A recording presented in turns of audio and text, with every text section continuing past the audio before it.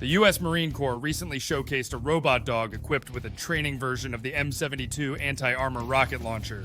This move signals a growing trend among military forces worldwide, with both Chinese and Russian armed forces exploring similar technologies. The robot, tested at California's Marine Corps Air Ground Combat Center. The underlying robot, identified as the Unitree Go-1, is available online, including Amazon, with prices ranging from $2,700 to $3,500. The Marine Corps intriguingly labels the design a robotic goat, which could possibly allude to the Go-1's name.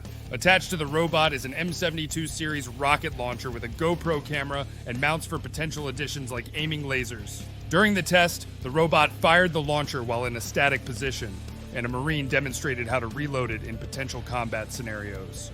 The M72AS trainer rocket is used to mimic the actual M72 60cm rocket, providing a cost-effective solution for training.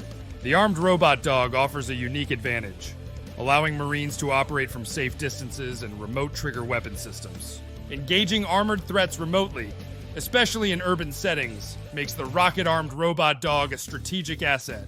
This isn't the U.S. military's first exploration into small, armed, uncrewed ground vehicles, but four-legged robots provide maneuverability advantages over traditional track designs. Russian forces have also demonstrated Unitree robot dogs, some armed with submachine guns and anti-armor rocket launchers. Advanced systems like Ghost Robotics QUGV have seen deployments in the U.S. military, with a higher degree of autonomy than commercial counterparts. Global trends indicate an upward trajectory in arming smaller drones and robots, reshaping modern warfare tactics and strategies.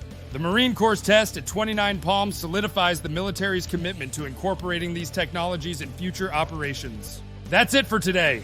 To stay up to date on AI drones and military, don't forget to subscribe.